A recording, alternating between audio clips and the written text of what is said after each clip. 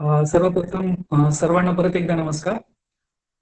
तूर पीक प्रामुख्याने जे खरीप हंगामात घेतलं साधारणतः 150 ते 180 दिवसांमधले पीक आहे. काही कालावधी उत्तर भारतात तो 200 दिवसांपर्यंत जातो.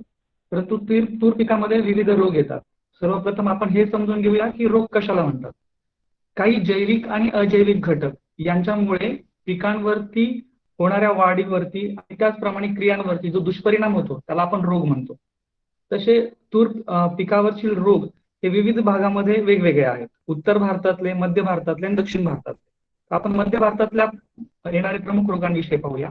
सर्वप्रथम पहिला जो रोग आहे त्याला आपण मर असं म्हणतो किंवा उबळणे असं म्हणतो, तूर उबळणे. तर नेमकं हे तूर उबळणे म्हणजे काय? तर तूर उबळणे हे एक बुरशीमुळे होणारा रोग आहे. ही बुरशी जमिनीमध्ये असते आणि ही जमिनीत कशी येते? तर सर्वप्रथम जो काडी कचरा किंवा शेतामध्ये जे धसकटं राहिलेले आहेत त्यांच्यावरती ही बुरशी वाढते. ह्याला इंग्लिशमध्ये एक टर्म आहे फॅकल्टेटिव्ह पॅरासाइट, म्हणजे मूळतः कुचक्या वनस्पतीवर जगणारी बुरशी असते, परंतु ज्यावेळेस एखादं पीक येतं त्या पिकावरती हा रोग निर्माण करायचा प्रयत्न करू शकते. तर हा रोग नेमका आपण ओळखायचा कसा आणि याच्यावर उपाय काय करायचे हे आपण पाहूया. सर्वप्रथम तुरीवरील मर हा रोग फिझेरियम ऑक्झिस्पोरम फार्मास्पेसिस उडम या हे बुरशीचं नाव आहे, याच्यामुळे होतो. ह्या बुरशीचा शिरकाव जमिनीद्वारे मुळामध्ये आणि मुळातला पर्टिक्युलरली झायलम टिश्यू म्हणजे जलनलिकेमध्ये शिरकाव होतो. तूर पिकाच्या मुळातील जलनलिका यामुळे नेमकं जलनलिकेमध्ये या बुरशीचा शिरकाव झाल्यामुळे पीक हे पाणी शोषून घेऊ शकत नाही आणि ज्या अर्थी तो पाणी शोषून घेऊ शकत नाही त्या अर्थी प्रकाश संश्लेषणाची क्रिया मंदावते आणि ती बंद पडते आणि ती बंद पडल्यानंतर मर रोगामध्ये पानं वाळायला लागतात. त्याचबरोबर ह्याला ओळखण्याचे एक टिपिकल सिम्पटम्स आहेत. सर्वप्रथम खोड हे तपकिरी किंवा जांभळट व्हायला लागतं. पानं एकदम न वाळून जाता हळूहळू हिरवट पानं ही वाळायला लागतात. जेव्हा तूर आपण उपटण्याचा प्रयत्न करतो अशी वाळलेली, तर त्याला बळ लागतं आणि या मर रोगामुळे मध्य भारतामध्ये त्यातल्या त्यात महाराष्ट्रामध्ये 30 पासून ते 100% नुकसान होण्याची शक्यता असते. Next please.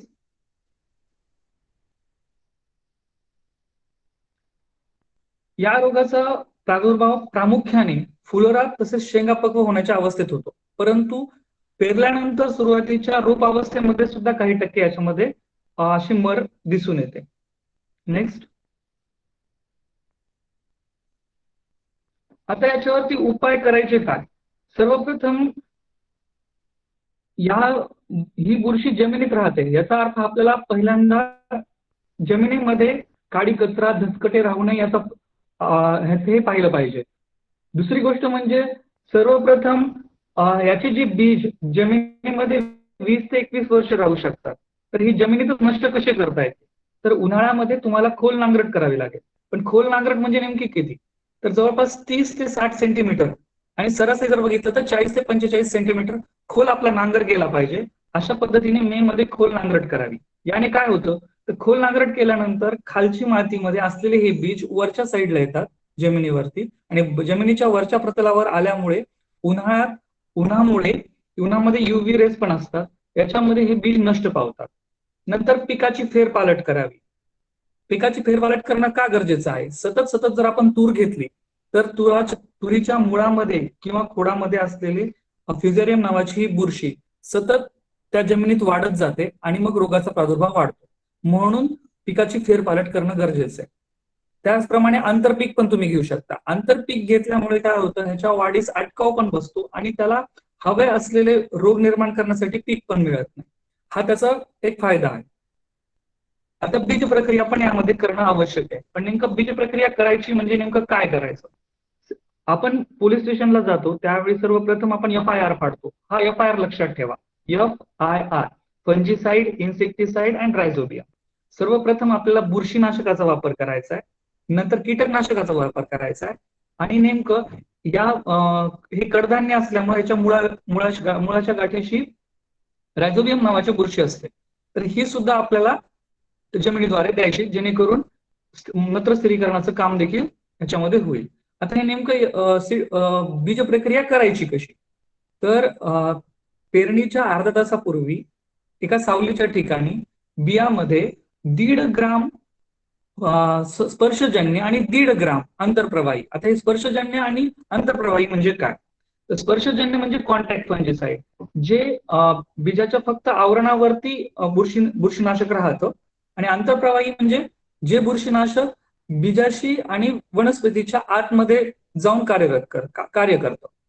असं एकाच एक प्रमाण म्हणजे 1.5 ग्राम कॉन्टॅक्ट फंजिसाइड आणि 1.5 ग्राम सिस्टमिक फंजिसाइड प्रति किलो बियाण्यास लावावे. त्याच्यानंतर 5 ग्राम इमिडॅक्लोप्रिड आणि नंतर 25 ग्राम रायझोबियम आणि 25 ग्राम टीएसबी. अशी बीज प्रक्रिया जर तुम्ही केली तर तुम्हाला जवळपास 30% फायदा होतो.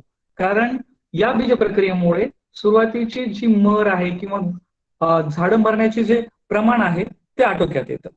Next please. आता तूर या पिकासाठी औषधं वापरणं, त्यातल्या त्यात बुरशीनाशक वापरणं किंवा रोगासाठी औषधं वापरणं किती हितावं आहे. यासाठी सर्वात महत्वाचं की जेवढी औषधं आपण कमी वापरू तेवढं महत्वाचं.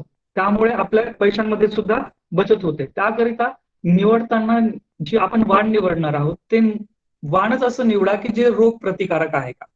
आणि मग त्याची माहिती कशी असायला हवी, तर ती ही अशी की मर रोगाला 100% प्रतिकारक असलेली वाणं आपल्याकडे आहेत. आणि ती वाणं म्हणजे कृषी संशोधन केंद्र बदनापूर इथले BSMR 736 लाल बी असलेले, BSMR 853 हे पांढरं बियाणं असलेले, BDM 716 ही जी वाणं आहेत, ही वाणं तुम्ही, हे देखील लाल रंगाचं वाण आहे, ही वाणं जर तुम्ही तुमच्या शेतात घेतली तर तुम्ही मर रोगापासून तुमच्या पिकाचा बचाव करू शकता. आणि ह्याची उपलब्धता सीड प्रोडक्शन युनिट आहे VNMKV परभणी इथे, किंवा तुम्ही रिटेलर सुद्धा तुम्ही घेऊ शकता महाबीजद्वारे. परंतु महत्वाचा भाग आहे की आपण तुरीचं जेव्हा क्षेत्र पाहतो, बऱ्याच ठिकाणी परंपरागत आलेलं लोकल स्थानिक वाहन आपण वापरायचा प्रयत्न करतो, पण ते स्थानिक वाहन रोगास प्रतिकारक आहे का नाही ह्याची सुद्धा माहिती आपल्याकडे असायला हवी. तर खडका, माजलगाव लोकल, काळी तूर अशा ज्या स्थानिक वाण आहेत त्यांना हे 100% मर रोगास बळी पडतात. तर शक्यतो या वाणांचा आपण वापर करू नये. जे आधुनिक वाण जसे आहेत 853, 736, 716 हे तुम्ही घेतल्यानंतर पुन्हा नंतर ते 3 वर्ष तुम्ही बियाणं म्हणून वापरू शकता. Next please. आता या चित्रामध्ये तुम्ही पाहत असाल की मागचं त्याच्यामध्ये तुम्ही पाहत असाल की झाड अचानक वाळून जाते. आपल्याला तर बुरशी वगैरे काही दिसत नाही किंवा कशामुळे वाळतं हेही कळत नाही. तर त्याला तुम्ही उपटण्याचा प्रयत्न करा. जर उपटायला बळ लागलं तर ओळखायचं की ही तूर उबळत चाललेली आहे. त्याला आणखीन आपल्याला अधिक समजत उरली आहे का, तर मुळाचा उभा छेद घ्या.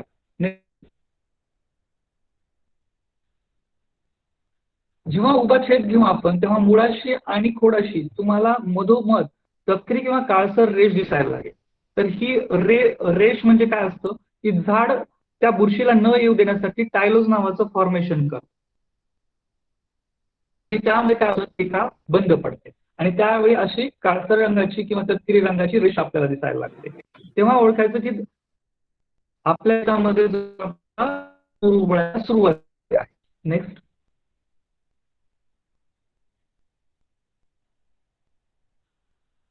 तर आता त्यामध्ये जे रासायनिक उपाय आहेत तूर मर होऊ नये याकरता, याच्याकरिता आपलं साधं कार्बन डायझिम किंवा थायोसिनाइड मिथाईल म्हणजे टॉक्सिनियम किंवा ॲझोस्ट्रोबिन अशा नावाची जी औषधं आहेत, ही औषधं साधारणतः 0.1% म्हणजे 10 ग्राम 10 लिटर आपण हे करावे लागते, म्हणजे आळवणी करावी लागते.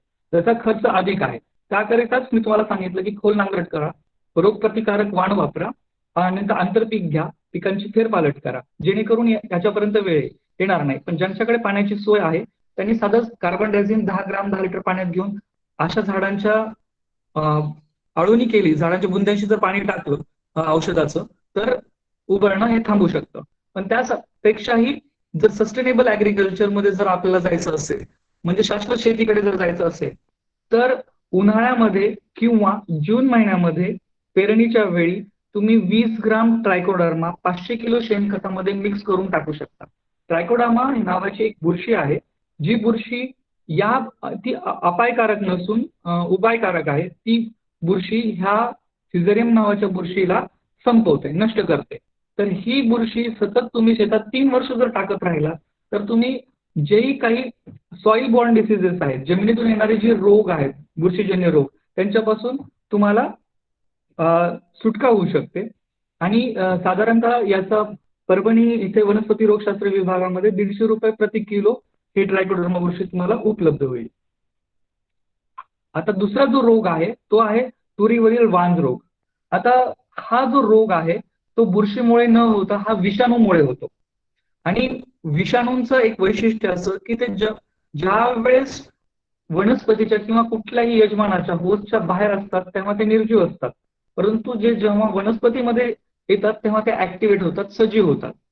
आता हा जो रोग आहे तो pigeon P sterility mosaic virus या विषाणूमुळे होतो.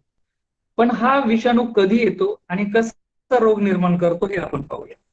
जेव्हा आपण पेरणी करतो तेव्हापासून 45 ते 60 दिवसाच्या आत जर हा रोग आला तर हा पिकाचं 100% नुकसान करतो.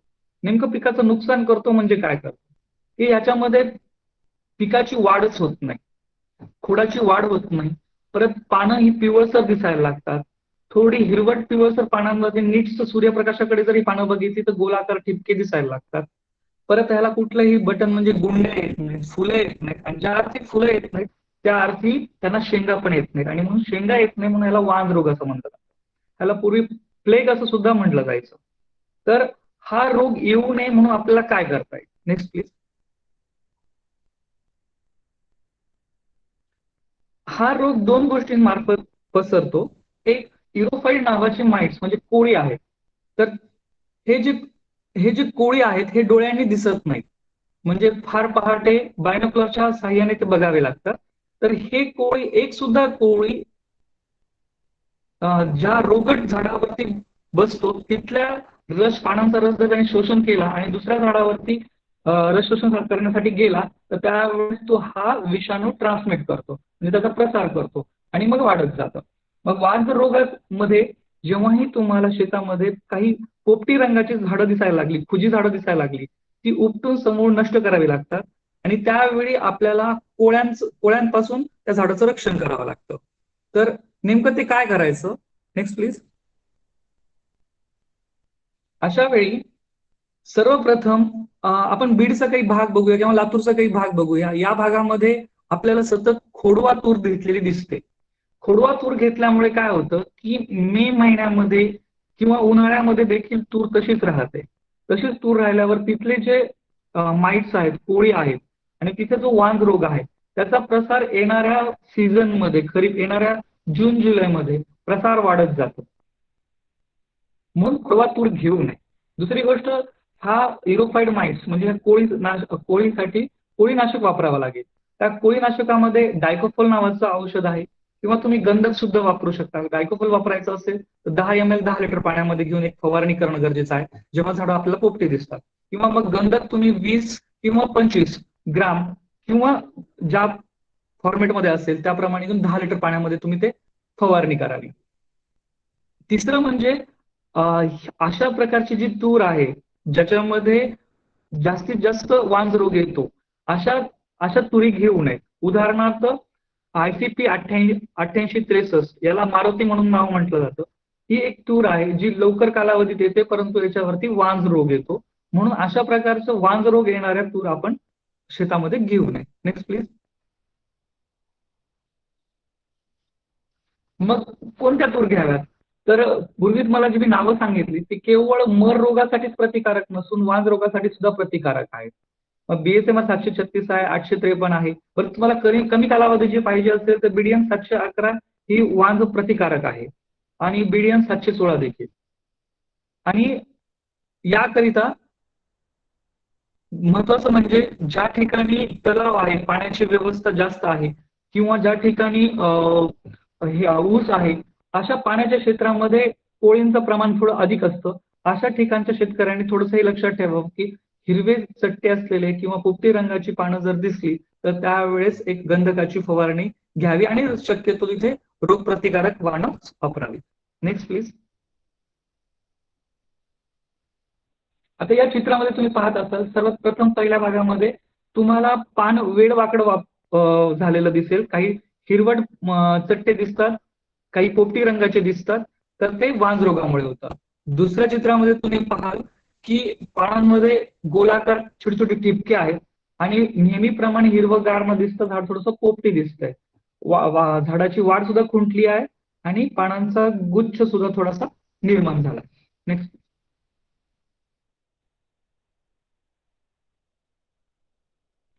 तिसरा जो रोग आहे तो खरं तर प्रामुख्याने फायटोप्थोरा करपा असं म्हणतात.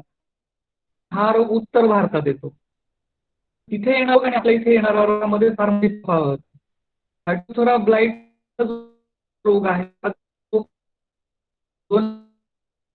100% पिकाचं नुकसान होतं. पण आपल्या ठिकाणचा रोग हा मध्ये अधिक येतो आणि त्यामुळे तितकेसे नुकसान होत नाही, परंतु हल्ली त्याचे प्रमाण वाढत चालले आहे. नेमकं फायटोप्थोरा ब्लाइटला कुठल्या वातावरणाची आवश्यकता आहे, तर 20 डिग्री सेल्सिअस पेक्षा कमी तापमान असेल आणि खूप जोराचा सतत पाऊस पडत असेल आणि तुमचं तूर लागवडीचं क्षेत्र हे चढ उताराचं असेल तर त्या ठिकाणी ही बुरशी वाढते. आणि हा फायटोप्थोरा ब्लाइट ओळखायचा कसा? Next please.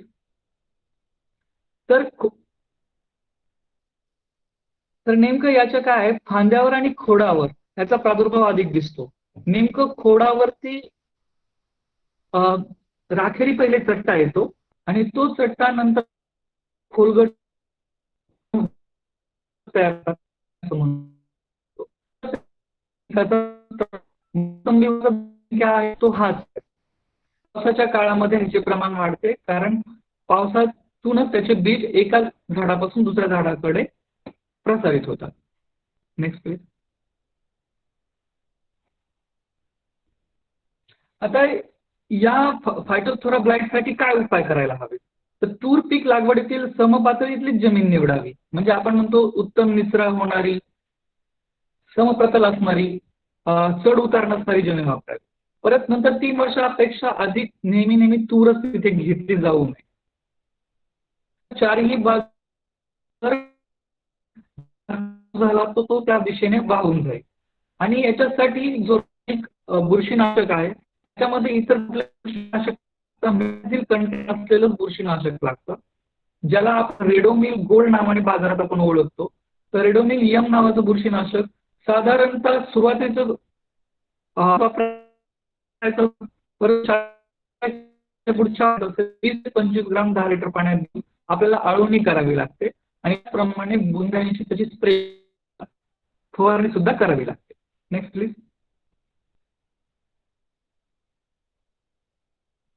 आता या ठिकाणी आपण ह्याच्या चित्रामध्ये पाहू शकतो की पहिल्या फोटोमध्ये आपण एक उभा गोलाकार खाच पडलेली आहे. ती खाच वाढत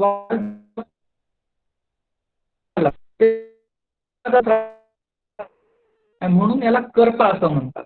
जे जळाला दिसतं म्हणजे करपतं त्याला करपा म्हणतात. तर हा जो करपा आहे फायटोप्थोरा ड्रेसलेरी किंवा फायटोप्थोरा स्पेसिसच्या मुळे तुरीवरती दिसतो आणि हल्ली शाखीय अवस्था आपल्या ठिकाणी. Next please.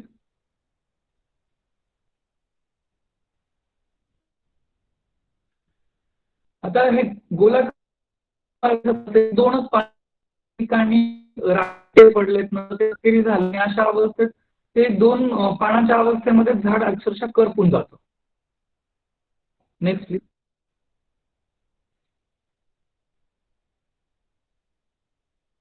आता जो येत नाही, परंतु जेव्हा येतो जेव्हा आर्द्रता ही 80% अधिक असते आणि नियंत्रण करणं पण अगदी सोपं आहे. तुरीवरील भुरी रोग हा अडिओप्सिस टाउरिका नावाच्या बुरशीमुळे होतो. ज्यावेळेस हवेतील आर्द्रता 80% आहे, नेहमी ढगाळ वातावरण असतं त्यावेळेस. आणि या रोगाचं वैशिष्ट्य असं की हा रोग आला म्हणजे वांज रोग पण आला, हे दोघं जण एकमेकांना पॉझिटिव्हली कोरिलेटेड आहे. तर ह्याचा उपाय अगदी सोपा आहे. जेव्हा तुम्हाला पांढऱ्या रंगाची बुरशी दिसायला लागते त्यावेळेस साध्या पाण्याच्या फवाऱ्याने देखील ती बुरशी जाते. परंतु तुम्हाला जर नियंत्रण ती प्रमाणाबाहेर जर जास्त झाली असेल तर तुम्ही 25 ग्राम गंधक 10 लिटर पाण्यात घेऊन एक फवारणी करू शकतो. Next please. यामध्ये नेमकं काय, सुरुवातीस पिवळे ठिपके पानावर हरित लोकाचा लोक पांढऱ्या रंगाची बुरशी वाढताना दिसते आणि नंतर याची पानगळ आपल्याला होताना दिसते. Next please. याकरता काय करावं लागेल की ही जी भुरी नावाची बुरशी आहे ती एकाएकी येत नाही. आजूबाजूला दुधीच सारखे जी गवताळ गवत आहेत त्यांच्यावरती सुरुवातीला ही येते आणि त्याच्यातून त्या बीजांच्या हवेमार्फत त्यांचा प्रसार होतो. त्याकरता शेत स्वच्छ असावे, गवत तिथे असू नये, प्रामुख्याने बांधावर गवत असू नये आणि रोग सदृश्य लक्षण दिसताना तुम्हाला सांगितल्याप्रमाणे 25 ग्राम गंधक 10 लिटर पाण्यात घेऊन एक फवारणी करण्यात यावी. आणि ही बुरशी पानांवरच हळूहळू नंतर ती आपल्याला खोडावर पण दिसू लागते या चित्रात दाखवल्याप्रमाणे. Next please.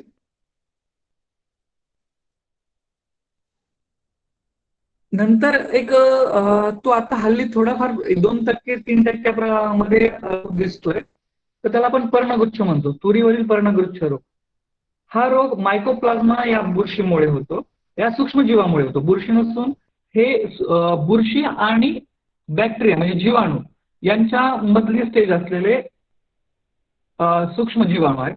त्या मायकोप्लाझ्मा नावाची जी सूक्ष्मजीव आहेत हे सूक्ष्मजीव हा पर्णगुच्छ नावाचा रोग निर्माण करतात आणि ह्याचा प्रसार नाकतोड्यांच्या द्वारे होतो.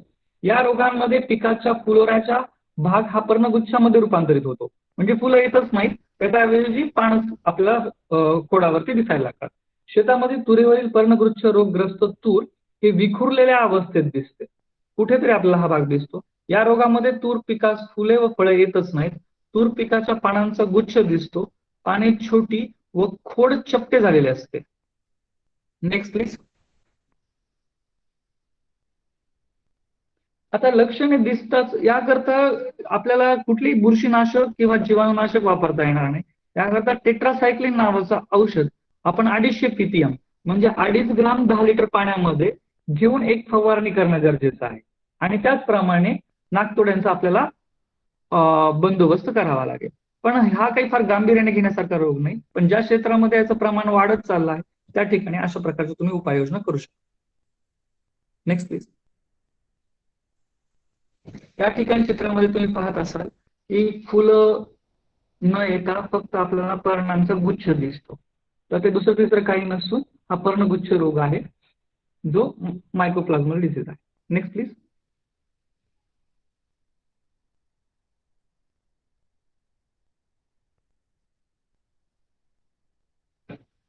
तर थोडक्यात आपण एकदा आढावा घेऊ की तुरीवरील येणारे रोग कधी कधी येतात. तुरीवरील मर हा रोग हा सुरुवातीच्या अवस्थेत कमी परंतु फुलोऱ्या आणि शेंगा पक्व होण्याच्या अवस्थेत येतो. वांज हा रोग फक्त सुरुवातीच्या अवस्थेतच जास्त महत्वाचा आहे, त्यावेळेसच त्याचे नुकसान जास्त होते. तर बुरी हा रोग शाकीय अवस्थेत येतो जेव्हा आर्द्रता 80% असते. आणि फायटोथोरा रोग हा मात्र जो शाकीय अवस्थेत आपल्याकडे येतो आणि उत्तर भारतात सुरुवातीच्या अवस्थेत येतो, त्याला मेटॅलॅक्झिल कंटेंट असलेलं औषध जास्त अधिक परिणामकारक आहे. आणि शेवटचा जो आहे पर्णगुच्छ त्याच्यासाठी आपण टेट्रासायक्लिन, पण तो जो शाकीय अवस्थेत येणार आहे तो फार तुरळक प्रमाणात आहे. तर आता या रोगांच्या संदर्भात आपण रोग दिसता क्षणीच उपाययोजना करतो, पण असं करण्याऐवजी जर आपण बुरशीजन्य रोगांचा अटकाव करण्याकरता रोग प्रतिकारक वाण वापरली तर त्याचा उपाय तो आपल्याला जास्त फायदेशीर ठरेल. जर आता ह्या रोगांच्या संदर्भात कुणाची काही शंका असेल तर कृपया विचारा. धन्यवाद.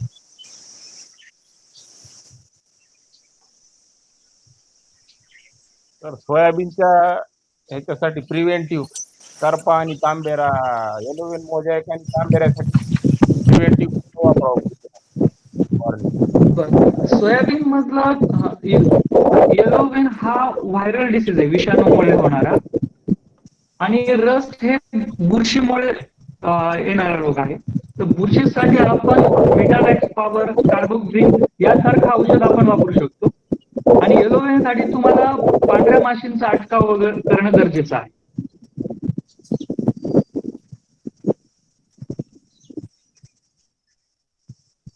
तुरीवर कोणाची काही शंका असेल तर विचारा. आपण आता मूग आणि उडीद याच्यावरती काही रोग पाहू आणि त्यांची उपाययोजना पाहूया.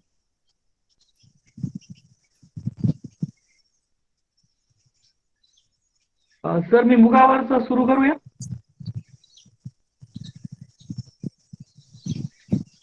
ठीक आहे सर, ठीक आहे. तर मूग आणि उडीद हे पीक सर्वसाधारणतः 60 ते 70 दिवसांमध्ये येणारं पीक आहे, म्हणजे ज्याच्यासाठी 2 ते 2.5 महिने लागतात. तर यांवरती येणारे प्रामुख्याने मध्य भारतात, त्यातल्या त्यात महाराष्ट्रामध्ये येणारे काही रोग जे आहेत ते जीवाणूजन्य रोगांपेक्षा अधिक बुरशीजन्य आणि विषाणूजन्य रोग आहेत. तर सर्वप्रथम आपण मुगावरील भुरी हा रोग पाहू. इरिसिटी पॉलिगनी नावाच्या बुरशीमुळे हा रोग होतो. त्यातही अगदी तेच भुरी रोगामध्ये पांढरट रंगाची बुरशी पानांच्या दोन्ही बाजूस दिसते आणि तुरीच्या तुलनात्मकतेने मुगावरती येणारा हा रोग मोठ्या प्रमाणात आहे, मूग आणि उडदावरती. तर हा मूग भुरी रोग हा वाढीच्या कुठल्याही अवस्थेत येतो, पण प्रामुख्याने शाकीय अवस्थेत हा जास्त असतो. पीक फुलोऱ्यात असताना पानावर पांढरट भुरकट बुरशींची वाढ दिसते, तसेच पानाच्या दोन्ही बाजूस ही बुरशी असते. Next please.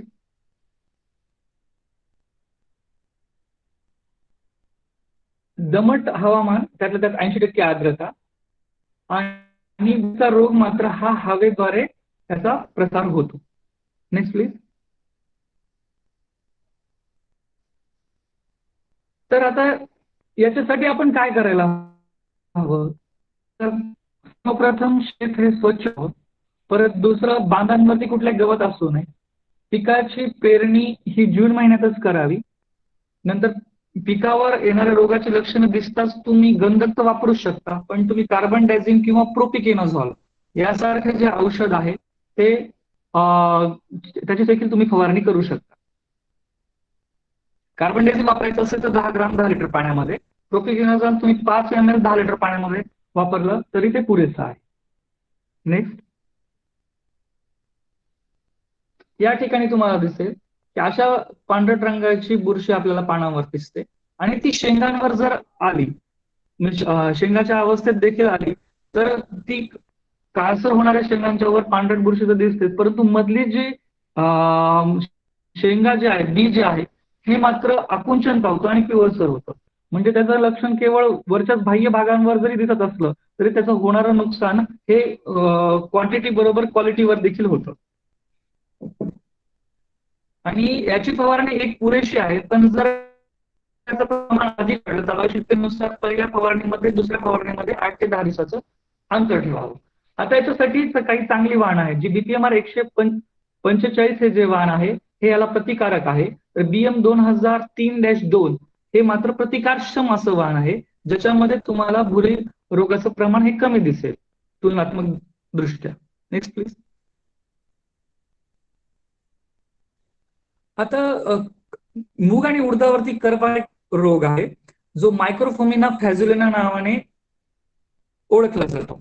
तर हा जो रोग आहे हा शक्यतो रोगाची लागण झाडाच्या वरच्या भागावर आढळून येते. इतर ही जी बुरशी आहे, जर ही आपण ज्वारीवर बघितली किंवा तुरीवर बघितली तर ह्याचा प्रसार खालून मुळाशी असतो, परंतु नेमकं मुगामध्ये आणि उडदामध्ये त्याचा प्रसार मात्र वरच्या टोकाकडून आहे. रोज पानांवर तुम्हाला काळसर रंगाचे ठिपके दिसायला सुरुवात होते आणि हे ठिपके एकमेकात मिसळून मात्र मग पूर्णपणे घा करपायला सुरुवात होते. अशा प्रकारचे ठिपके किंवा चट्टे खोडावर व रोपाच्या शेंड्याकडून खालच्या भागाकडे वाढत जातात. Next please. मुळाची व खोडाची कूज पण होते. रोगग्रस्त झाडे पूर्णपणे जळाल्यासारखे करपू लागतात. पीक फुलवत असताना रोगाची तीव्रता वाढत जाते. शेंडे नुकसान होते. त्यानंतर ही बुरशी जमिनीत बऱ्याच काळापर्यंत रोगट झाडांच्या अवशेषावर जिवंत राहते. नेमकं काय होतं हे देखील फॅकल्टेटिव्ह पॅरासाइट आहे. जेव्हा ही जमिनीत कुचके अवशेष राहतात त्या ठिकाणी ही बुरशी असते आणि जेव्हा आपण पीक घ्यायला लागतो तेव्हा मात्र त्याचा हवेमार्फत प्रसार होऊन ती वाढत जाते. म्हणूनच जमिनीत कुचके अवशेष असता कामा नये किंवा काशा किंवा काडी कचरा असता कामा नये, जेणेकरून ह्याचा प्रसार होणार नाही. परंतु महत्वाचा भाग असा की या बुरशी करता जमीन ही कोरडी लागते आणि पाण्याचं प्रमाण कमी असावं जमिनीत, म्हणजे ज्या अर्थी ज्या वेळेस पाण्याचं प्रमाण जमिनीत कमी व्हायला लागतं किंवा पाऊसमान कमी असतो त्या काळी हा कर्करोगाचं प्रमाण हे वाढत जातं. Next please. आता याचा उपाय काय करायला हवेत? सर्वप्रथम जमीन ही स्वच्छ असायला हवी, रोगट झाडं तिथं असू नयेत, करप्यासारखी काही झाडं दिसली तर ती उपटावीत आणि बांधाची न टाकता ती समूळ नष्ट करावीत.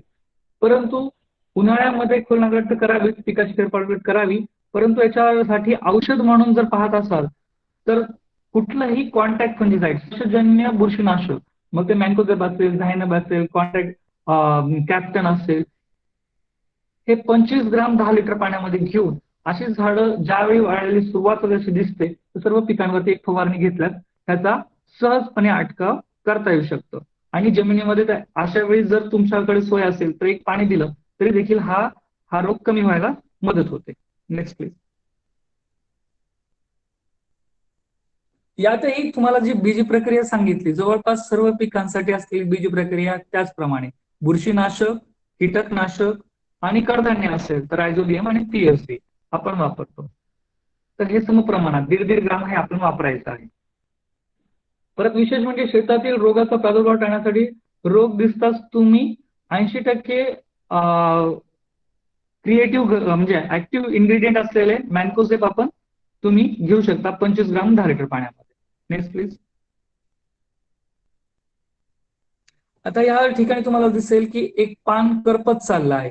आधी पहिले फक्त एक ठिपका असतो काळसर, नंतर तो एकमेकात मिसळत जातो, नंतर ते पान पूर्णतः करपतं. खोडावरही अशाच लालसर तपकिरी रंगाचे ठिपके येऊन भाग तयार होतो आणि शेवटच्या 3ऱ्या फोटोमध्ये तुम्हाला दिसेल की अख्खं झाड पूर्णच्या पूर्ण करपून गेलेलं आहे. Next please. आता लीफ कर्ल नावाचा एक व्हायरस आहे म्हणजे विषाणू आहे आणि त्याच्यामुळे लीफ कर्ल नावाचा रोग मुगावरती आणि ह्याच्यावरती उडदावरती येतो.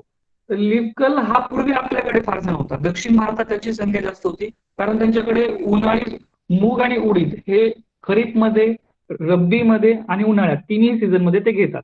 पण उन्हाळ्यात त्यांचा प्रसार जास्त होतो कारण पांढऱ्या माशीद्वारे या विषाणू रोगाचा प्रसार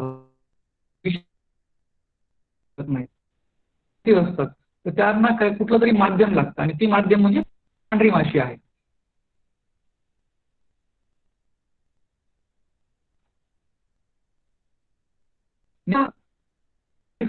हा लीफ कर्ल रोग आहे. त्याच्यामध्ये तुम्हाला पानं कोरडा दिसतं, नंतर गुंडाळ्या वेडी लागतात आणि अशा वेळेस शेंगा जरी आल्या तरी त्याच्यातलं असणारं बी हे आकुंचलेलं आणि छोटं राहतं. Next please. पुढे.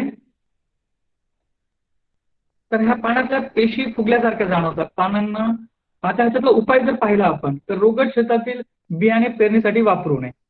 त्याचप्रमाणे पेरणीपूर्वी बियाण्याला इमिडाक्लोप्रिड कीटकनाशक वापरलेलं असावं.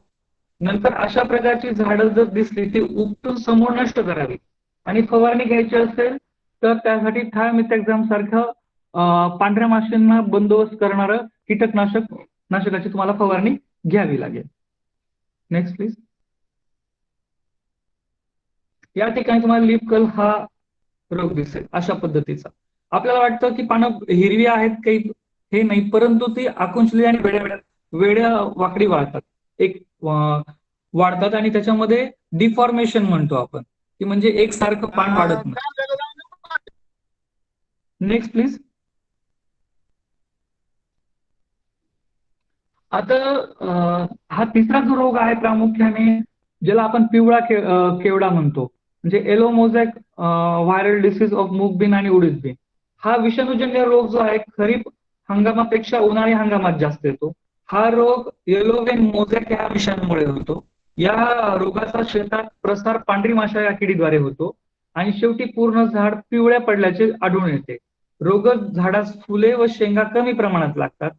त्यांचा उत्पादनावर अनिष्ट प्रमाण परिणाम होतो आणि अशा प्रकारचं रोगग्रस्त त्यानं जर घेतलं तर त्याची उगवण क्षमता देखील कमी असते. Next please.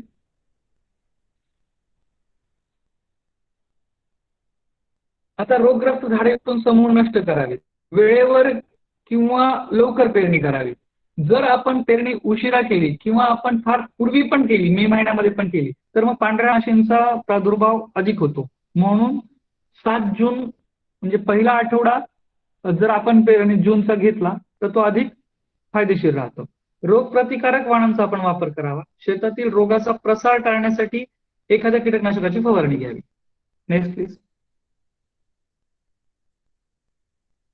या ठिकाणी आपल्याला 2 पानांवर आलेला पिवळा केवडा दिसेल, तसंच शेंगांवर देखील आलेला.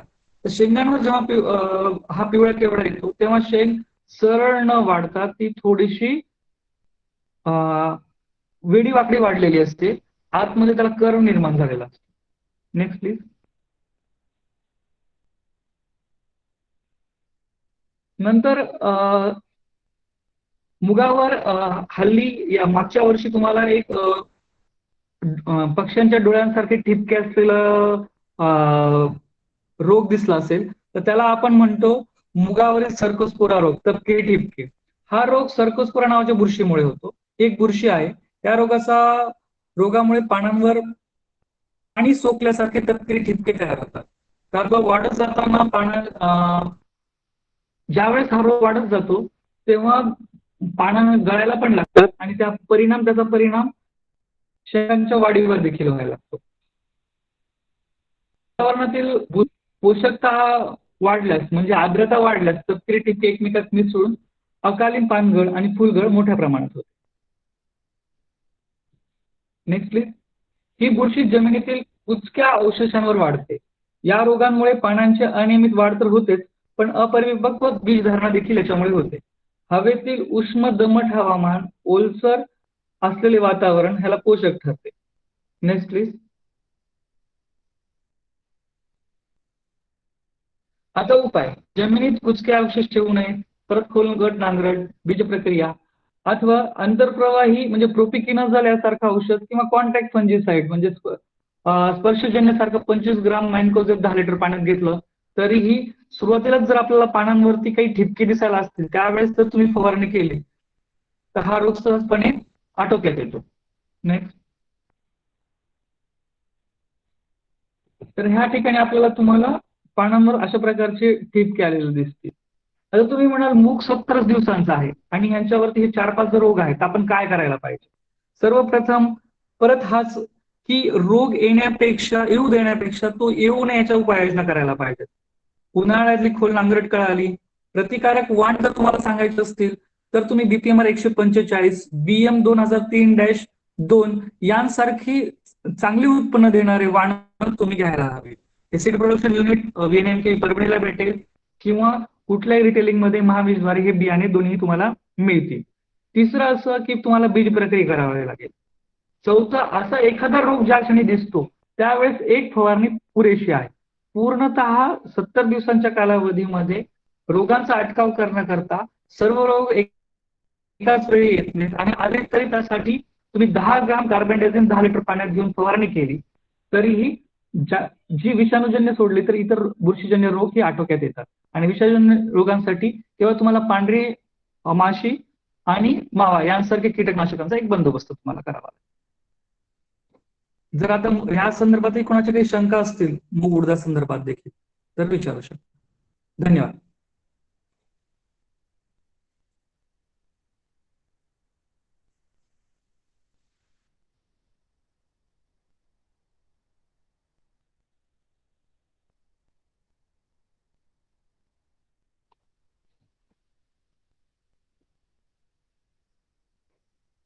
हॅलो. येते सर.